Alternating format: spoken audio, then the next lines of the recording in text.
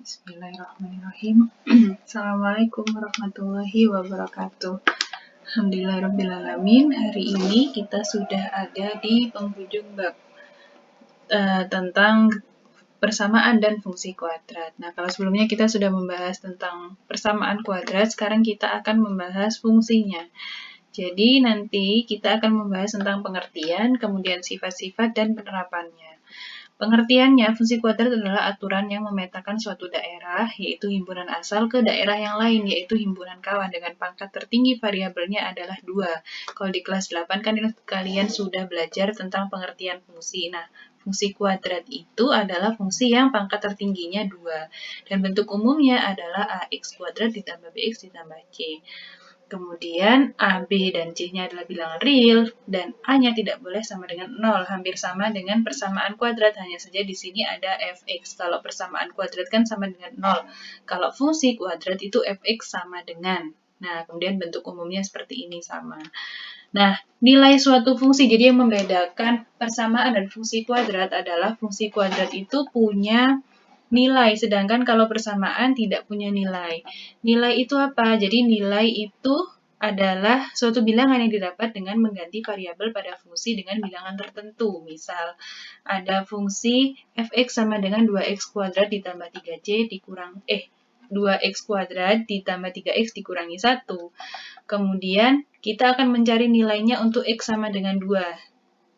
Jadi tinggal kita substitusikan 2 atau kita ganti x-nya itu dengan bilangan 2. Jadinya kan untuk f2, jadi untuk nilai fx untuk x-nya sama dengan 2 adalah fx sama dengan 2, karena di sini x kuadrat berarti 2 kuadrat, 2 dikali 2 kuadrat ditambah 3 kali 2 dikurang 1. 2 kuadrat adalah 4, dikali 2 8, ditambah 6 dikurang 1 sama dengan 13. Jadi fx itu punya nilai yang sama dengan 13 ketika x-nya sama dengan 2.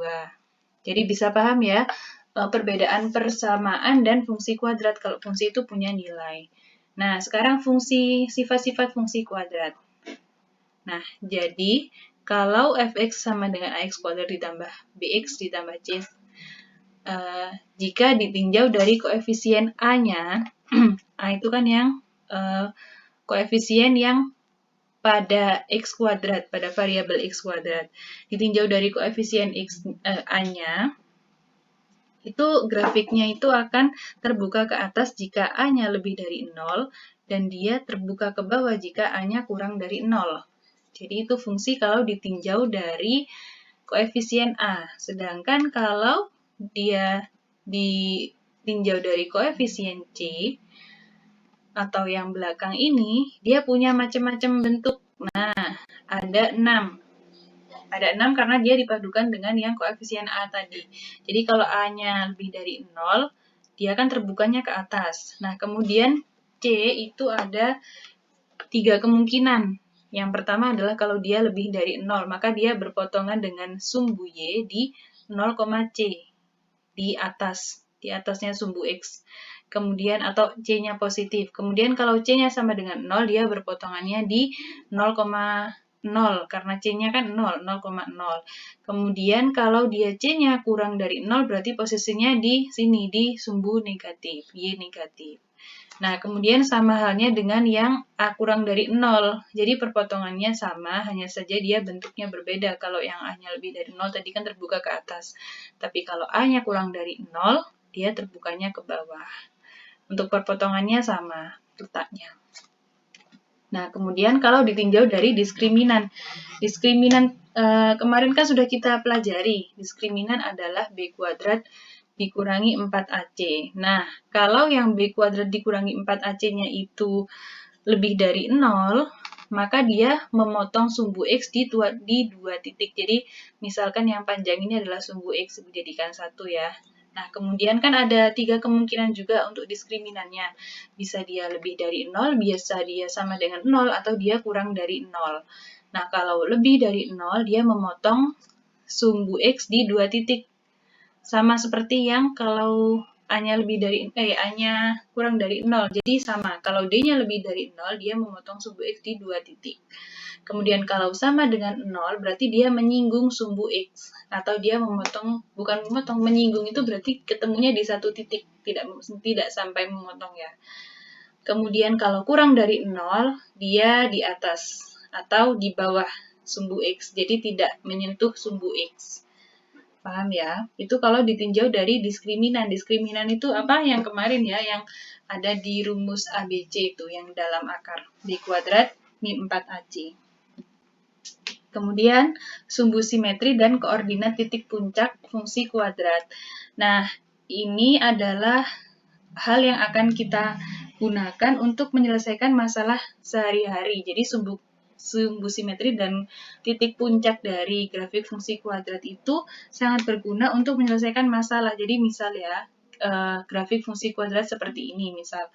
Kemudian, di sini kan ada yang tengah-tengahnya atau sumbu simetri. Sumbu simetri itu kan yang kalau dia kalau simetri lipat itu kan berarti di tengah-tengahnya gitu kan.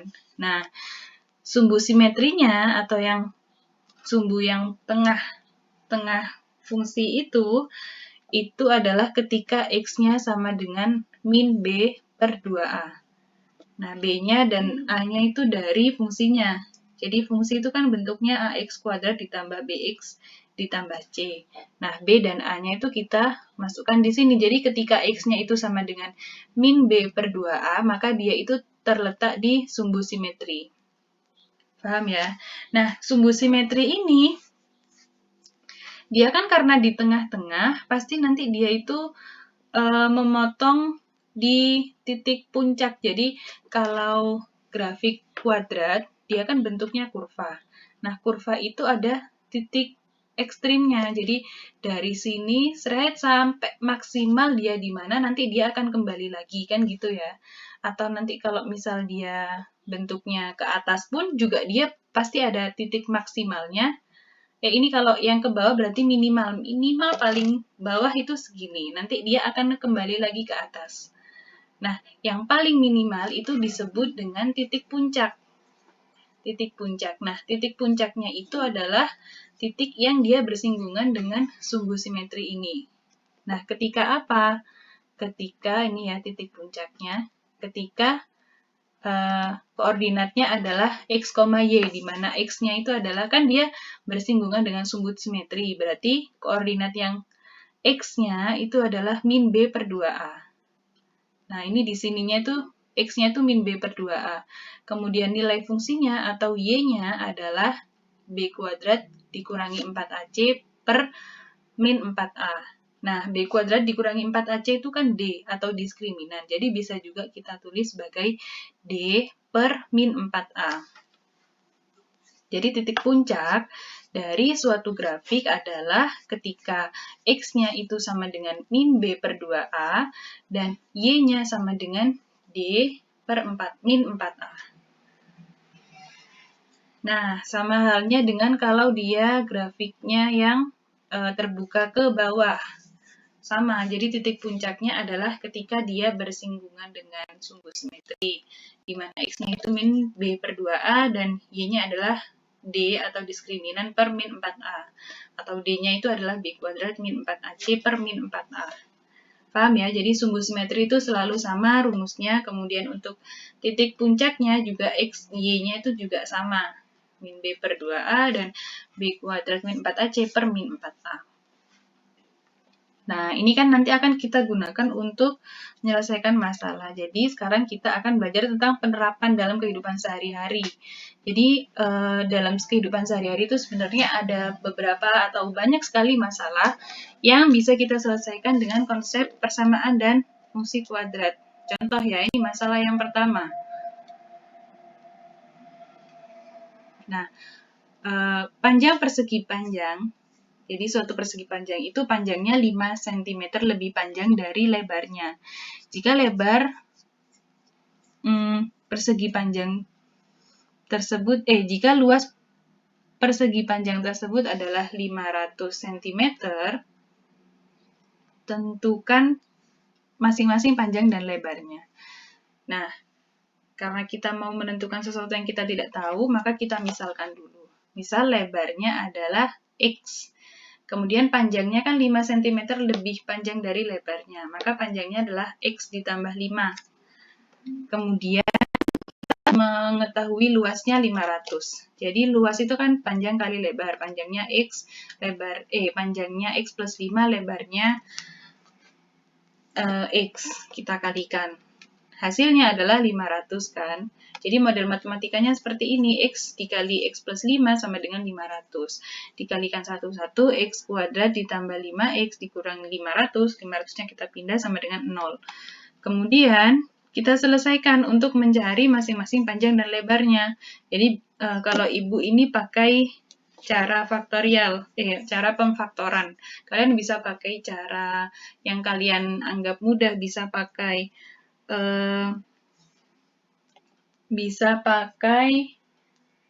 apa caranya yang kemarin, rumus, bisa pakai rumus, atau bisa pakai cara yang lain yang menurut kalian mudah. Jadi untuk pemfaktoran itu kan seperti ini. Nah, kan kita cari M dan N-nya dulu ya kalau pemfaktoran, di mana M kali N-nya itu sama dengan A kali C. 1 kali min 500 yaitu min 500. Kemudian M dikali M ditambah N-nya itu sama dengan yang tengah yaitu 500. Atau yang koefisiennya 5 maksudnya. M ditambah N sama dengan 5, maaf.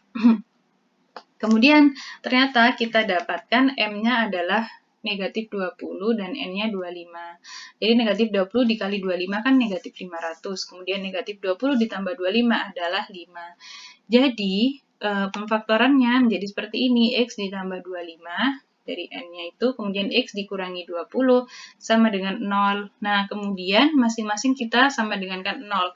X ditambah 25 sama dengan 0, maka X-nya sama dengan negatif 25. Atau X dikurangi 20 sama dengan 0, maka X-nya sama dengan 20. Nah, kita kan mau cari panjang dan lebarnya. Ini kan ada dua kemungkinan, ada negatif 25 dan 20. Nah, padahal panjang dan lebar sesuatu atau ukuran sesuatu itu tidak mungkin negatif kan, maka yang kita pilih adalah yang X sama dengan 20. Karena tidak mungkin negatif kan, panjangnya negatif kan nggak mungkin. Jadi, panjang dari, X itu tadi kan lebar. Berarti lebar dari persegi panjang tersebut adalah 20, kemudian panjangnya adalah 25. 20 ditambah 5 sama dengan 25. Paham ya? Kemudian untuk masalah yang kedua. Ini ada masalah yang kedua, Rika menempuh perjalanan dari desa A ke desa B dengan dua cara. Nah, yang pertama adalah dengan mengendarai sepeda. Dengan mengendarai sepeda itu dia punya kecepatan X ditambah 1 selama X jam. Kemudian dia lanjutkan dengan berjalan kaki. Kecepatannya sekarang berkurang, tinggal X dikurangi 1 km per jam. Nah, waktunya juga tambah banyak, X plus 1 jam. Nah, kemudian yang diketahui adalah jarak desa A ke desa B adalah 9. Jadi total perjalanan dia itu 9 km. Kita ditanyakan nilai X-nya. Nah, kita tulis yang diketahui dulu. Dia menempuh perjalanan selama X jam itu dengan kecepatan X plus 1 km per jam. Nah, jarak itu kan sama dengan kecepatan kali waktu. Maka jarak yang dia tempuh saat mengendarai sepeda adalah X dikali X plus 1, karena kecepatan dikali waktu atau waktu dikali kecepatan. Sama dengan X kuadrat ditambah X kilometer. Kemudian yang kedua, saat dia berjalan kaki juga caranya sama. Kita cari jaraknya. X kuadrat dikurangi 1 km hasilnya. Nah, kemudian total jaraknya saat mengendarai sepeda dan berjalan kaki, ketika dijumlahkan adalah hasilnya 9, maka kita buat model matematikanya. Atau kita total dulu seperti ini. Jadi, yang awal kan X kuadrat ditambah X. Yang kedua adalah X kuadrat dikurangi 1, kita jumlahkan. Jadinya 2X kuadrat ditambah X dikurang 1 km. Nah, itu tadi sama dengan 9 kan? Maka bisa kita tuliskan seperti ini, 2X kuadrat ditambah X dikurang 1 sama dengan 9. Kemudian kita pindahkan 9-nya ke ruas kiri. 2X kuadrat ditambah X dikurangi 10 sama dengan 0. Nah, kita kan mau cari nilai X-nya, berarti caranya sama. Kita cari penyelesaiannya. Ibu lagi-lagi pakai cara penfaktoran. Kalian bisa pakai cara rumus atau pakai dengan metode melengkapi kuadrat sempurna. Kalau pakai pemfaktoran adalah seperti ini. Ini adalah persamaan awalnya. Kemudian kita cari M dan N-nya kan. di mana M kali N adalah A dikali C. 2 dikali min 10 sama dengan min 20. Dan M ditambah N adalah B, yaitu 1. Nah, berapa kali berapa yang hasilnya negatif 20, dan kalau dijumlahkan hasilnya negatif 4. Harusnya 1 ya. Iya. Dan kalau dijumlahkan 1, maaf. Nah, kemudian Ibu mendapatkan M-nya adalah 5, N-nya adalah negatif 4, di mana 5 kali negatif 4 kan negatif 20. Dan 5 dikurangi 4, atau 5 ditambah negatif 4 adalah 1. Jadi M dan N-nya sudah dapat, kemudian kita tuliskan di sini, karena dia 2x kuadrat awalnya, jadi kita tuliskan 2x. M-nya adalah 5, berarti plus 5, kemudian satunya 2x dikurangi 4 sama dengan 0. Kita samakan dengan 0. Jadi yang pertama 2x plus 5 sama dengan 0, maka x-nya adalah negatif 5 per 2. Kemudian 2x min 4 sama dengan 0, maka x-nya adalah 2. Nah, x tadi itu apa? X itu tadi kan dia waktu. Waktu juga bisa kecepatan, tapi yang x murni di sini kan waktu. Waktunya selama x jam. Tidak mungkin waktu itu bernilai negatif, tidak mungkin dia berjalan selama negatif 5 per 2 jam. Maka yang mungkin adalah dia berjalan, atau dia bersepeda selama 2 jam. Berarti yang kita pakai adalah yang kedua. Ini kan dua kemungkinan, jadi kita ambil salah satu, yang kedua ini. Nah, jadi nilai x-nya adalah 2. Yang ditanyakan cuma nilai x kan, jadi nilai x-nya adalah 2. Paham? Jadi kita pilih yang sesuai dengan soalnya, kita logika lagi. Mungkin nggak kalau yang ini? Mungkin nggak kalau yang ini? Kalau misalkan dua-duanya mungkin, ya kita ambil dua-duanya. Tapi kalau yang satu tidak mungkin, ya berarti kita ambil salah satu. Paham ya? Kemudian masalah yang ketiga. Sebuah kereta api dapat mempersingkat waktu 2 jam jika kecepatannya ditambah 5 km dari kecepatan normal. Nah, kemudian ini kan. Jadi kita misalkan kecepatan normalnya itu adalah x km per jam. Kemudian dia itu bisa mempersingkat 2 jam jika kecepatannya ditambah 5 km, berarti ditambah kecepatan yang akhirnya adalah x ditambah 5. Waktu normalnya adalah jaraknya tadi kan 300 km. Jarak itu kan kecepatan dibagi waktu adalah jarak dibagi kecepatan. Jadi, normalnya adalah 300 dibagi X. Dari jarak dibagi waktu. Jarak dibagi kecepatan, maksudnya. Didapatkan waktunya adalah 300 per X jam. Nah, jadi yang baru itu kan dia bisa mempersingkat sampai 2 jam. Dia mempersingkat waktunya, jadi kalau awalnya 5 jam, jadi 3 jam. Kemudian kalau awalnya 7 jam, jadi 5 jam. Jadi bukan disingkat menjadi 2 jam, tapi mempersingkat waktunya itu selama 2 jam. Jadi 300 per X dikurangi 2. Paham ya? Nah, kemudian yang kita tahu adalah jaraknya tadi 300 kan. Nah, jadi jarak itu kan kecepatan dikali waktu. Waktu yang terakhir itu adalah 300 per X dikurangi 2. Kemudian kecepatan yang setelah ditambah itu jadi X ditambah 5. Maka hasil perkaliannya adalah, ini kita kalikan satu-satu ya, 300 per X dikali X jadinya 300. Kemudian 300 per X dikali 5 jadinya 1500 per X. Kemudian negatif 2 dikali X hasilnya adalah negatif 2X. Kemudian negatif 2 dikali 5 hasilnya adalah negatif 10. Jadi jaraknya itu seperti ini persamaan jaraknya. Nah, kemudian, ini kan kita kalikan satu-satu tadi. Kemudian model matematikanya adalah 300 ditambah 1500 per X dikurangi 2X dikurangi 10, yang ini itu sama dengan 300. Jaraknya kan tadi 300. Nah, kemudian kita tata ulang. Jadi 1500 per X dikurangi 2X. Kemudian 300-nya kita pindah ke sana. Jadi 300 dikurangi 300 jadinya 0. 1500 per X dikurangi 2X dikurangi 10 sama dengan 0. Nah, kemudian kita akan mencari nilai X-nya, maka kita selesaikan persamaan ini. Kita tulis dulu persamaannya, kemudian supaya X-nya tidak ada di bawah, kita kalikan X untuk masing-masing suku.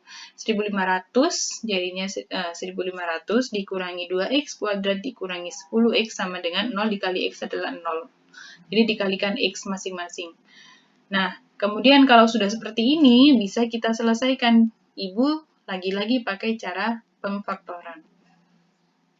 Awalnya Ibu tuliskan supaya seperti AX kuadrat ditambah BX ditambah C dulu. Kemudian Ibu akan mencari M dan N-nya. Kemudian Ibu ringkas atau Ibu sederhanakan dulu. Jadi ini kan sama-sama bisa dibagi negatif 2. Jadinya X kuadrat, kemudian negatif 10 dibagi negatif 2 kan jadi positif 5. Kemudian 1500 dibagi negatif 2 adalah negatif 750. Nah, kemudian baru kita cari M dan N-nya. M kali N itu kan negatif 750, kemudian M ditambah N adalah 5. Ternyata M-nya didapatkan negatif 25 dan N-nya adalah 30. Maka X dikurangi M, jadi seperti ini, X dikurangi 25 dikali X ditambah 30 sama dengan 0. Nah, kemudian X-nya yang pertama adalah ketika X min 25 sama dengan 0, maka X-nya 25. Kemudian yang kedua adalah X ditambah 30 sama dengan 0, maka X-nya negatif 30. Kemudian kita logika lagi, mungkin nggak kalau negatif 30? Nah, kan nggak mungkin. Masa kecepatannya adalah negatif. Maka kita pakai yang 25. Maka kecepatan normal kereta tersebut adalah 25 km per jam. Paham ya? Nah, ini masalah yang keempat. Sebuah bola dilemparkan ke atas. Nah, kemudian tinggi bola pada T detik dirumuskan oleh H sama dengan 28T dikurangi 2T kuadrat. Jadi, kalau kita melempar bola, itu kan seperti ini ya. Bola kalau kita lempar ke atas, dia itu membentuk parabola seperti ini. Jadi, dia dilempar, seret pasti ada maksimalnya, tertingginya nanti dia akan turun lagi. Jadi, bentuknya itu seperti ini. Nah, bentuk seperti ini itu kan seperti grafik fungsi kuadrat. Nah, dia itu dirumuskan sebagai ini ketinggiannya. Jadi ketika detiknya sekian, maka ketinggiannya sekian. Ketika detiknya sekian, ketinggiannya sekian. Jadi kan ini setiap detiknya kan berbeda-beda ketinggiannya.